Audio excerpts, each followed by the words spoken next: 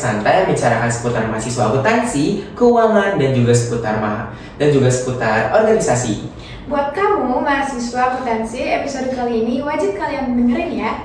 Karena hari ini kita kedatangan tamu spesial, yaitu pemenang inovasi pada saat PKBN, teman-teman. Sebelum memulai podcast pada hari ini, izinkan saya memperkenalkan terlebih dahulu. Saya Muhammad Fajar dan Baik, dan rekan saya Lestari Jayawati. Oke, tanpa lama-lama, yuk langsung kita mulai podcastnya. Oke, mungkin sebelum memulai, Angga bisa memperkenalkan terlebih dahulu dan apa sih kesibukannya sekarang? Oke, sebelumnya perkenalkan, nama saya Manggala Cipta Jala Maruta. Saya punya kegiatan yang saya ikuti, yaitu himpunan mahasiswa akuntansi dan ikut UKM-nya resimen mahasiswa gitu. Oke, buat pertanyaan kedua nih, Angga ini kan menang inovasi pada saat PKBN. Yeah. Nah, boleh nggak sih ceritain secara singkat tentang inovasinya itu tentang apa? Oh, jadi inovasi itu tentang otak finansial yang dimana berjudul average. Jadi average ini dia secara singkatnya ya, dia bakal mencatat pemasukan, pengeluaran, dan mengelompokkan dana-dana pemasukan itu bakal dikeluarkan untuk apa. Itu sih secara singkatnya. Masalah ekonomi apa yang melatar belakangi pembuatan inovasi tersebut?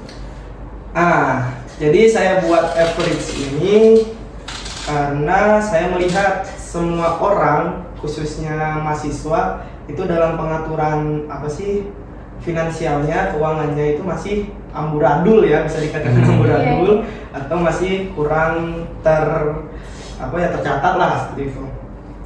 Saya ambil average ini karena itu tadi semua orang, khususnya mahasiswa, kurangnya dalam pencatatan keuangan. Jadi gini, kalian pernah ngerasain ini nggak sih, kita udah dapat pemasukan nih, kita udah dapat duit nih dari misal kerja lah atau misal dari orang tua, tapi tiba-tiba uangnya habis nggak tahu kemana. Sering banget sih.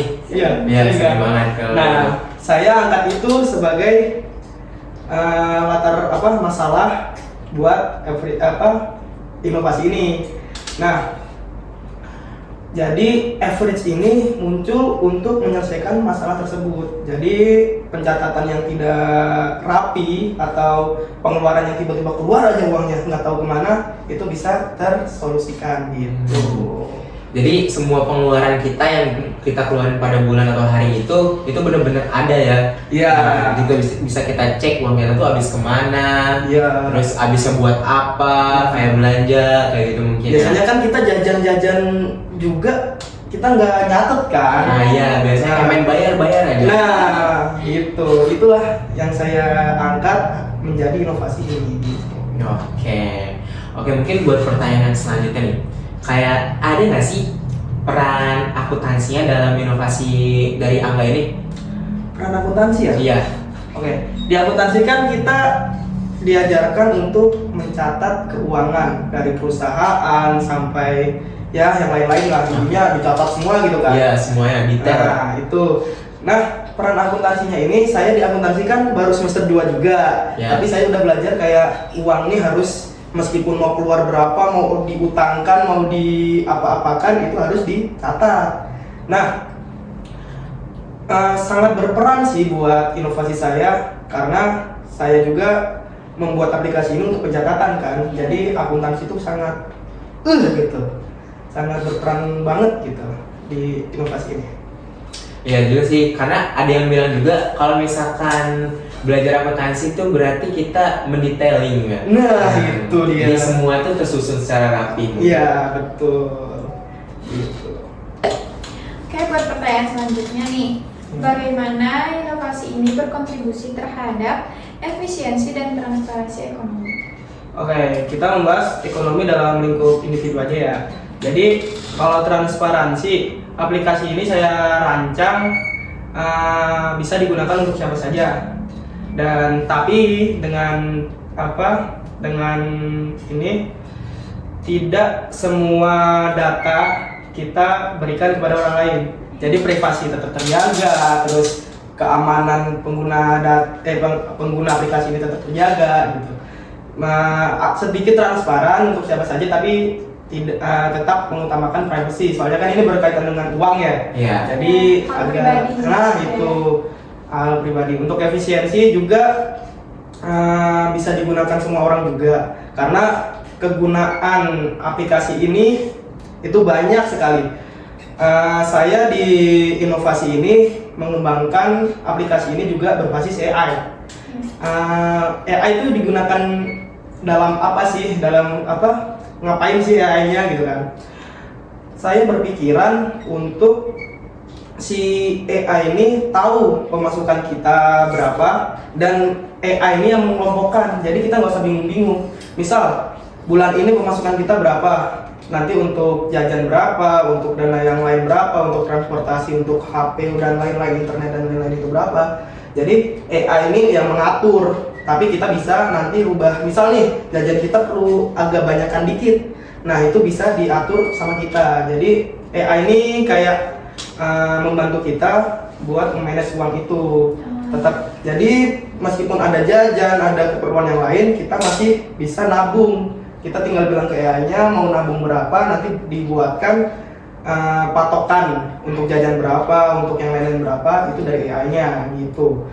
Itu kegunaannya. Terus saya tuh kepikiran buat kerjasama dengan M-Banking. Oh, M-Banking. Iya, dengan bank-bank di Sama bank Indonesia. berarti ya. Iya.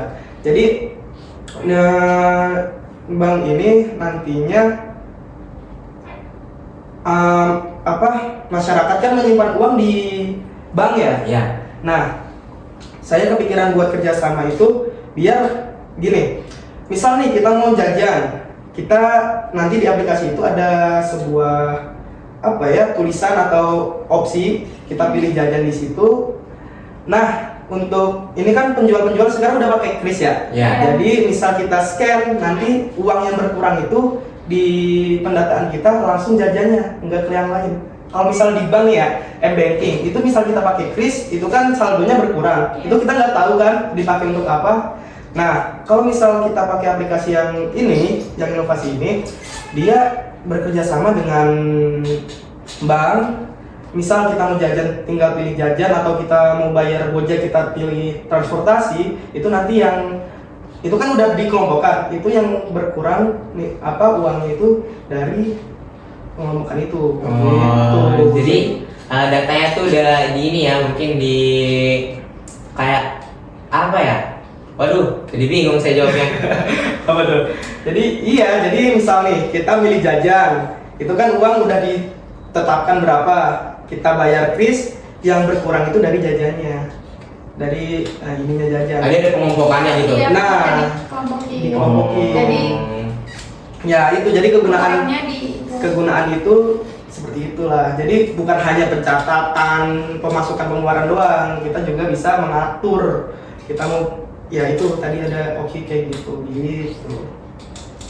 Jadi semuanya ini ya kelihatan. Misalkan pengeluaran buat belanja hari bulan ini berapa, Iya. terus buat liburannya berapa. Nah, itu dia langsung berkurang, otomatis Bukan berkurang. keuntungannya. Jadi pemasukan kita langsung kelompokan, nanti pengeluaran kita itu pakai itu gitu. Iya. Terus mungkin buat pertanyaan selanjutnya nih, Oke. kalau bagaimana sih prodi akuntansi dapat menyesuaikan kurikulum agar lebih mendukung inovasi yang kamu pilih ini? Yang kamu Peran ciptain. prodi ya. Iya. Peran prodi mungkin dalam penciptaan kurikulum saya belum kepikiran sampai situ ya. Tapi saya tuh berharap dari prodi ini kan sebuah inovasi yang notabene satu fakultas FEB kan saya yang ini ya kepilih ya. Jadi saya tuh berharap prodi itu bisa bisa mengangkat aplikasi ini. Ngasih jembatannya loh. Nah itu, soalnya jujur aja untuk aplikasi ini masih dalam tahap konsep. Karena apa? Kita kan akuntansi nih, bukan IT ya. Padahal yang saya mau kembangkan ini tentang aplikasi. Iya. Nah, saya sendiri belum bisa belajar kayak lintas jurusan ke IT kan. Nah, saya berharap prodi ini sebagai penjembatan bisa dimasukin kurikulum lewat misal nih ada suatu matkul yang membahas tentang IT. Jadi kayak pembuatan aplikasi itu diajarkan. Soalnya menurut saya mungkin karena kita masih semester 2 ya, nggak tahu ke depannya ya. Itu ada sebuah matkul yang membahas tentang IT. Jadi kita bisa membuat aplikasi, apalagi kan kalau misalnya ada kayak gini, kita bisa sambil belajar coding lah ya gitu. Kalau di fakultas di prodi lain kan sudah ada itu ya. Di apa sih? BISDI ya? Iya, mungkin dia. BISDI ada. Nah, mungkin pesan saya buat prodi kalau bisa adain matkul IT bisa yang mau bikin aplikasi atau yang ingin belajar pembuatan web dan aplikasi itu bisa lebih melek lagi mungkin. Nah, lebih melek tentang lagi teknologi. Nah, itu. Jadi akuntansi itu nggak sekedar ngomongin uang. Nah, itu dia. Uang. Apalagi semakin berkembangnya zaman kan kita pakai teknologi kan. Nah, kita kalau misal pun kedepannya nih akuntansi mau pakai sebuah aplikasi buat suatu perusahaan, kita bisa bikin sendiri tanpa harus beli gitu. Itu sih buat saya. Jadi prodi itu kalau bisa agak ini lagi lah perihal ini gitu. Buat matkul ya mungkin ya. Nah, buat matkul atau misal ada kelas khusus buat IT, itu bisa. Soalnya saya nyari-nyari juga susah. Nerobos suatu atau enggak bikin aplikasi kayak gitu ya. Nah, itu keren sih kalau misalnya aku nanti bisa buat aplikasi. Buat pertanyaan selanjutnya nih, kesalahan apa yang sering dilakukan generasi muda saat mencoba berinovasi di bidang ekonomi? Oke, mungkin pengalaman saya kayak mengikuti banyak mengikuti banyak bisnis plan, itu kan inovasi ya gitu. Iya. Jadi mahasiswa itu lebih cenderung kepingin membuat suatu bisnis saja tanpa memikirkan latar belakang masalahnya. Nah, menurut saya, jadi mereka tuh nggak mengangkat suatu yang masalah yang lagi banyak terjadi, hanya memikirkan sebuah Kedepannya kayak gimana? Iya, dia pengen buat apa, dia langsung ciptain inovasi itu tanpa memikirkan masalahnya. Terus juga inovasi ini rata-rata tuh kayak semua tuh basic, tahu nggak sih? Saya hampir itu lagi nggak ada suatu keunikan terus tuh. Iya. Jadi nggak ada kayak keunikannya tuh kurang lah. Makanya kalau bisa mahasiswa tuh membuat sebuah sebuah inovasi itu diangkat dari permasalahan yang sedang bukan panas sih, lagi banyak-banyaknya. Tren lah mungkin. Nah, masalah yang lagi tren dan juga ciptain dengan unik, jangan itu lagi gitu. Jadi punya karakteristiknya ya. Nah, Berkarya sendiri. kalau misal nih kita bersaing dalam konteks bisnis ya, bersaing dalam konteks bisnis tuh nggak bisa kalau cuma mengandalkan produk yang sama itu lagi, harus ada suatu keunikan gitu kan, harus ada kayak daya tariknya gitu. Mungkin mahasiswa bisa menerapkan itu sih. Gitu. Jadi menurut Angga berarti buat mahasiswa itu buat yang mau berinovasi nih tentang ekonomi itu jangan mikirin ke depannya tuh kayak gimana, tapi mikirin belakangnya juga kayak gimana. Nah, belakangnya kemarin-kemarinnya kayak gimana gitu kan. Makanya inovasi itu bisa tercipta. Iya, betul. Oke, mungkin buat yang selanjutnya nih. Kalau buat peluang karir nih, peluang dari lulusan akuntansi yang fokus pada inovasi ekonomi itu menurut Angga tuh kayak gimana? Oke, peluang karir ya. Kalau kita mau membahas tentang peluang karir, kalau kita udah punya inovasi, itu peluang karirnya semakin besar. Karena kita, ya itu yang tadi saya bilang, punya keunikan. Keunikan kita pernah buat inovasi, dan inovasi ini bisa kita kedepannya bisa kita wujudkan gitu kan. Berbeda dengan mahasiswa akuntansi atau mahasiswa akuntansi yang hanya lulus tanpa membuat suatu inovasi atau perubahan. Karena buat saya banyak yang bilang kalau mahasiswa kan agent of change gitu, agen perubahan gitu ya. Jadi harus punya banyak inovasi. Misal mahasiswa akuntansi hanya lulus dengan IPK-nya boleh bagus tapi tidak punya sebuah inovasi seperti itu akan salah saing gitu menurut saya. Terus juga inovasi ini kan kita bisa kembangin ke depannya, inovasi ini malah bisa membuka sebuah lapangan pekerjaan gitu. Kalau misal kita nggak ada inovasi nih, kita kan cuman ya paling kerja sama orang. Kalau misal bikin bisnis berarti harus punya inovasi juga kan. Nah, jadi inovasi ini sangat berperan banget lah, berperan penting lah dalam mencari pekerjaan juga besok. Soalnya ya gitu, kalau misal kita cuma belajar dan lulus dengan IPK ya segitu, yang tinggi mungkin bisa tinggi ya gitu, kita cuman akan kalah saing dengan yang punya inovasi gitu. Jadi kalau bisa ciptakanlah inovasi sebanyak mungkin agar besok misal nih kita kepepet banget nih, udah ngelamar di mana-mana nggak dapat gitu kan, kita masih punya backup inovasi kita kembangin, kita launch gitu biar bisa membuka suatu ini kan, pekerjaan gitu. Itu.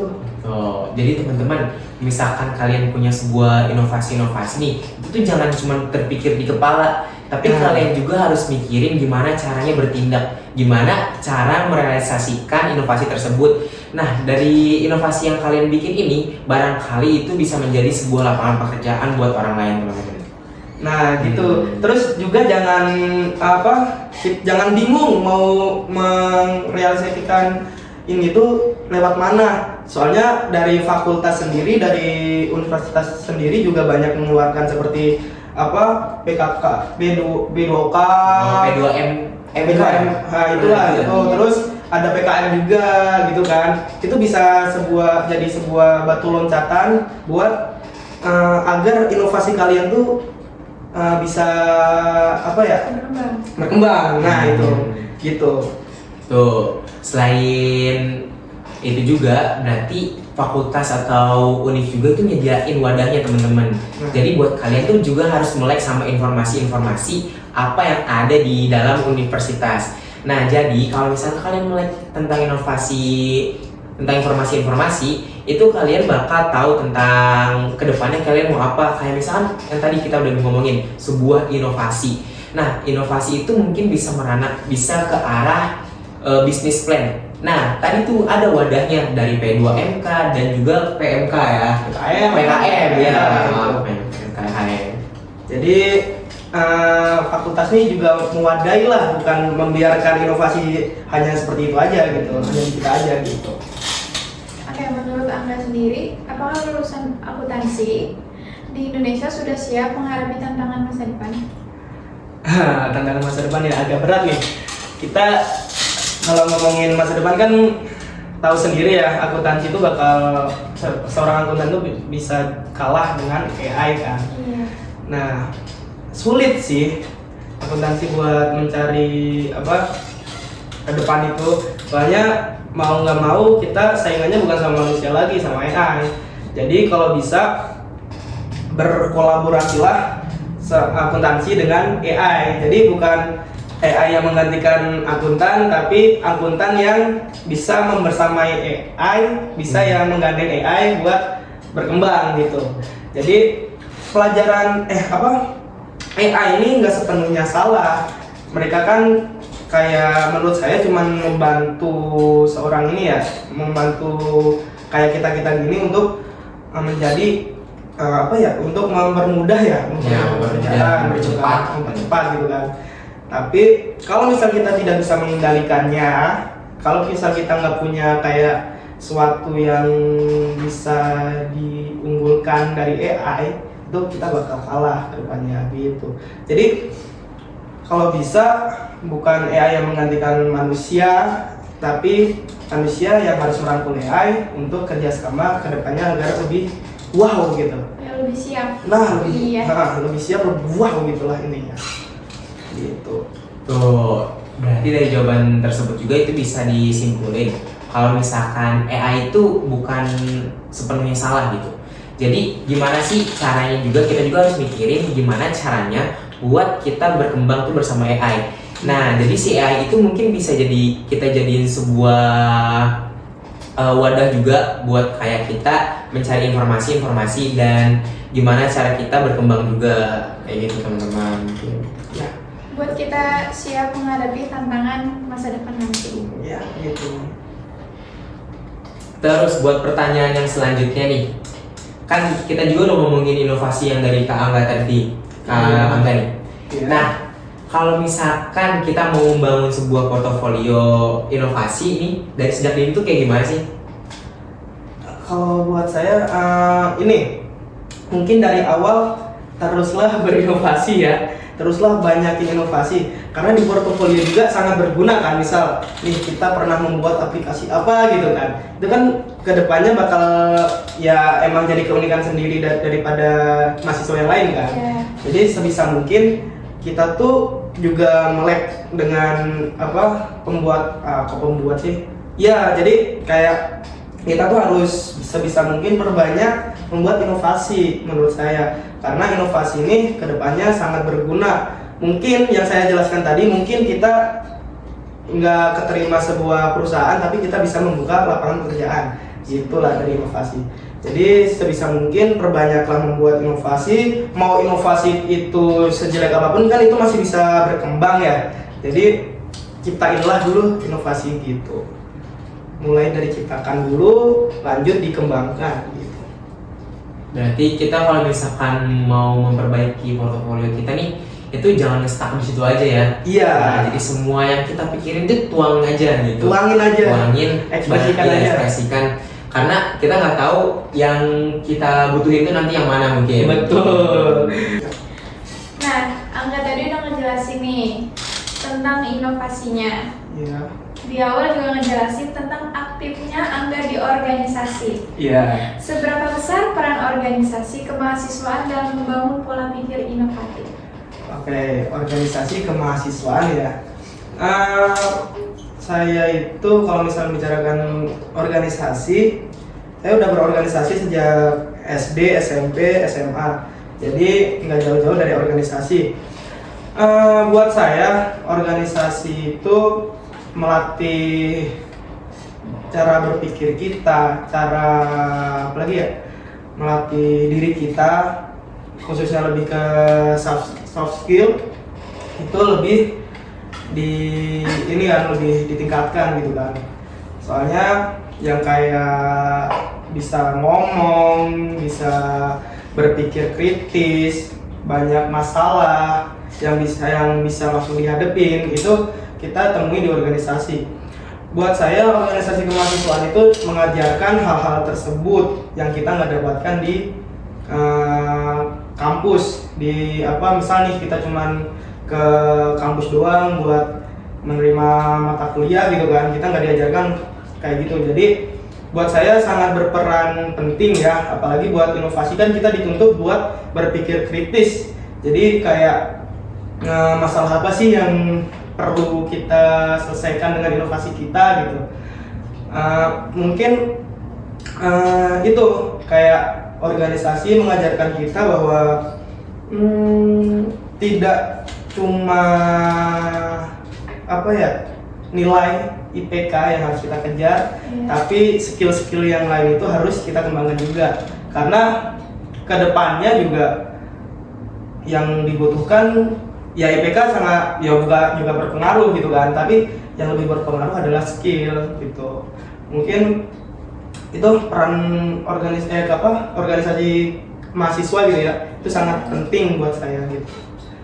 Nah teman-teman, lagi-lagi kalau misalkan peran organisasi itu penting banget buat ngebangun karakteristik diri kita.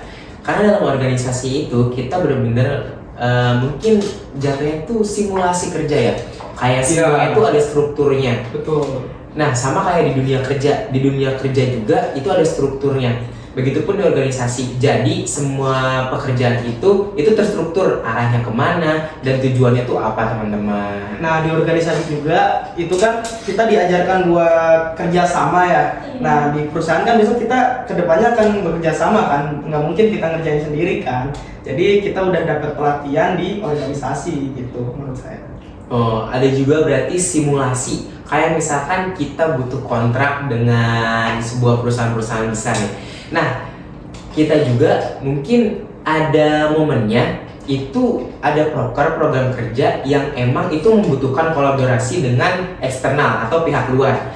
Nah, berarti dari situ juga kita belajar gimana sih caranya kita mendapatkan sebuah kontribusi dari pihak luar agar orang tuh mau memberi support atau sponsor kepada kita juga, teman-teman. Betul. Jadi organisasi itu lebih berguna lah, bukan cuman kayak sekedar kita ngerjain proker atau kita cuman kayak gitu-gitu aja gitu, tapi skill yang kita dapatkan juga sangat berguna gitu.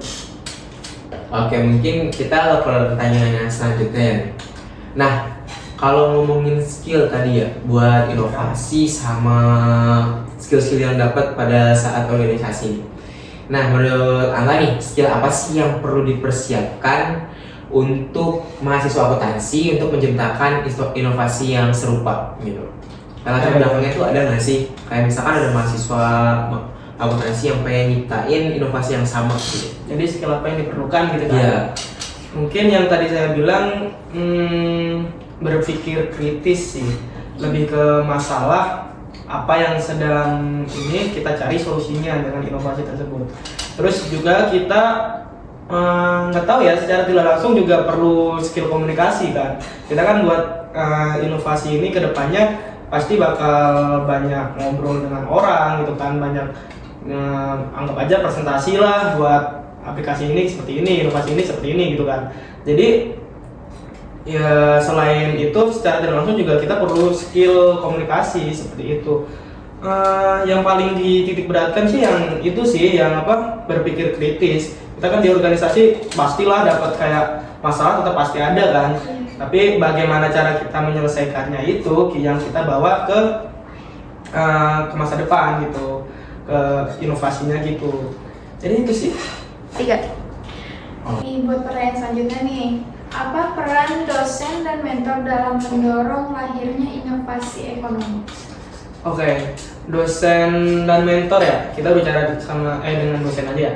Dosen itu perannya juga krusial banget di sini karena gimana kita mau nyiptain sebuah inovasi tanpa dorongan seorang dosen. Kita kan juga nggak tahu nih, misal ada sebuah kasus ini kita harus nyiptain apa. Misal dosen memberikan sebuah pencerahan gitu ya, bisa dibilang pencerahan, itu bakal sangat membantu kita buat membuat inovasi. Jadi dosen ini kalau bisa perbanyaklah kayak kasus-kasus yang memang kita perlukan pada saat di dunia kerja. Jadi bukan cuman yang materi memang perlu, tapi harus ditambahkan juga dengan kasus-kasus yang bisa jadi kita temui di masa depan. Jadi kita udah tahu nih harus bagaimana. Terus kalau misal kita sangkat dengan inovasi, mungkin sangat berpengaruh sih, karena masalah-masalah yang sudah disampaikan oleh dosen, jadi kita punya pikiran nih gimana bakal cara nyelesainnya gitu.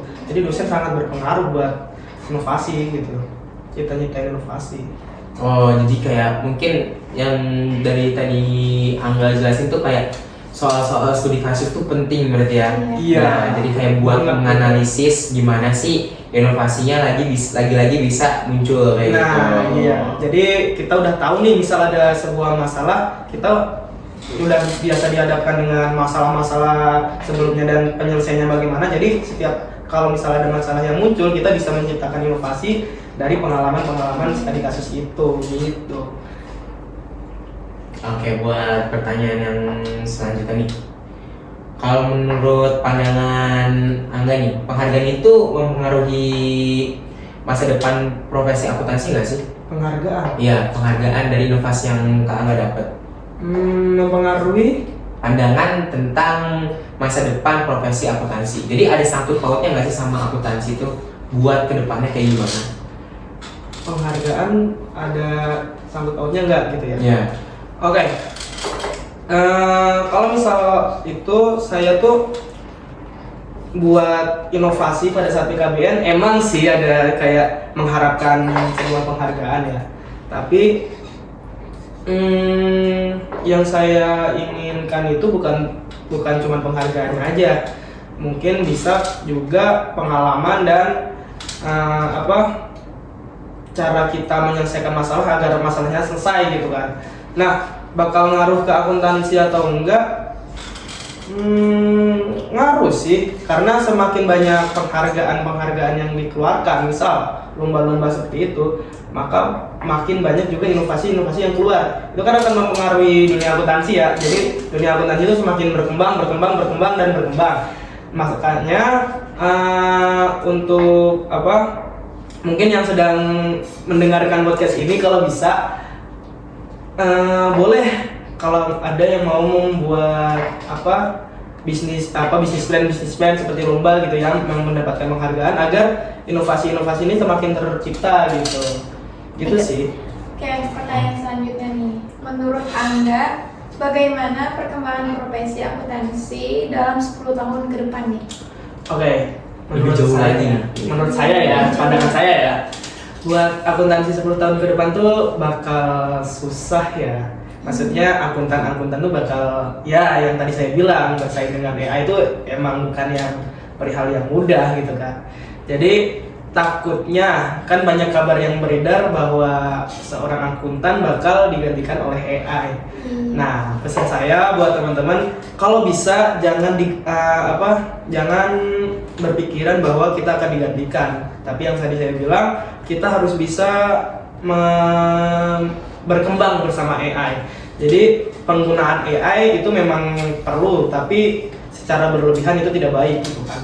Jadi kalau misal kita lihat 10 tahun ke depan, tergantung dari diri kita sendiri, apakah kita bisa berkembang dengan AI atau malah kita yang digantikan dengan AI. Jadi ada akhir yang bahagia dan akhir yang tidak bahagia gitu. Tergantung caranya kita gimana buat menuju ending ini gitu. Oke, mungkin kita udah sampai penghujung acara nih ya. Udah hampir banget selesai nih acara.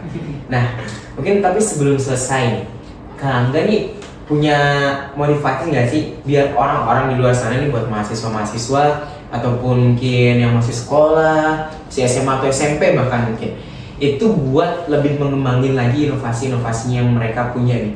Oke, motivasi ya? Iya. Tapi sebelum itu ini kan kita udah di penghujung acara ya.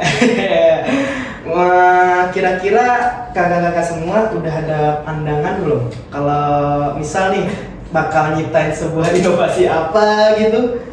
Inovasi ya, dari yang udah didengar. Jujur belum ya. Oke, belum. Ya. Tapi dari ngedengar cerita Kak Angga ini, itu tuh benar-benar ngebangun motivasi buat diri sendiri ya. Iya. Jadi ada rasa kayak, gue harus bisa nih kayak orang-orang nih, kayak harus mikirin gimana sih caranya biar berkembang ke depannya, kayak gitu. Nah mungkin itu jadi baru mulai terpikir gitu sama. Oke, jadi setelah mendengar nih, saya kan bisa memberi motivasi. Kalau misal diingat bahwa kuliah bukan hanya mengejar angka atau IPK. Jadi kuliah ini mengajarkan kita yang banyak kita butuhkan untuk dunia kerja itu malah banyak pengalaman gitu kan. Malah pengalaman yang lebih banyak dimanfaatkan. Jadi sangkut pautnya dengan motivasi, banyak-banyaklah membuat motivasi dengan inovasi ya, banyak-banyaklah membuat inovasi karena inovasi ini kita nggak tahu ya bakal mengubah kita segimanapun gitu kan. Memang sih awalnya berat memang, tapi setelah kakak tahu buat gimana masalahnya bagaimana dan cara penyelesaiannya bagaimana, itu bakal jadi gampang gitu. Jangan berpikiran inovasi gue bakal diinin gak ya gitu kan, bakal digunain gak ya, bakal berfungsi gak ya. Tapi ciptakanlah ide-ide itu terlebih dahulu, mau nanti dipakai atau enggak, kita udah punya ide gitu. Kalau misal pun masalahnya lagi redup nih, besok tahu-tahu lagi ngetren lagi masalahnya, kita udah punya planning inovasi itu. Jadi jangan jangan malas untuk mencari inovasi atau pemecahan masalah gitu. Banyak-banyaklah membuat inovasi, mau itu bagaimana kedepannya, yang penting kita udah punya inovasi. Misal dibutuhkan ya kita ini kan, tapi kalau misal tidak ya setidaknya kita udah punya persiapan kalau misal masalah itu terjadi gitu. Pesan saya jangan lupa buat inovasi ya. Nah, teman-teman, sekali lagi tuh, kalau misalnya inovasi itu penting buat mungkin gambaran buat diri kita ya. Karena dari kita membuat inovasi itu berarti kita memikirkan atau memecahkan masalah yang ada di belakang gitu. Betul. Nah, makanya jangan lupa buat inovasi sebanyak mungkin teman-teman. Barangkali nih lagi-lagi barangkali itu inovasi kalian tuh bakal menjadi sebuah jalan keluar kalau kalian lagi di masa kesulitan itu teman-teman. Nah, bukan cuma buat diri kita, bisa jadi buat seluruh negeri. Jangan-jangan inovasi ini bisa memecahkan masalah yang kita sedang alami gitu kan. Gitu. Nggak ada yang tahu, we never know guys. Kita sudah sampai penghujung acara. Oke, saya mau ngucapin benar-benar makasih banyak karena sudah meluangkan waktunya untuk datang ke podcast hari ini gitu ya. Oke, saya juga mungkin berterima kasih karena telah diundang ya. Mungkin makasih buat Kak Fajar dan Kak Leta. Moga-moga yang saya berikan di sini bisa berguna untuk mahasiswa juga. Semoga bisa berguna. Mungkin kalau ada salah-salah katanya saya mohon maaf ya teman-teman. Oke, dari cerita Angga kita bisa banyak dapat pelajaran yang bisa kita ambil. Oke, dan buat kalian yang masih penasaran buat episode selanjutnya, jangan lupa buat pantengin terus podcast kita ya. Bye-bye. Bye-bye.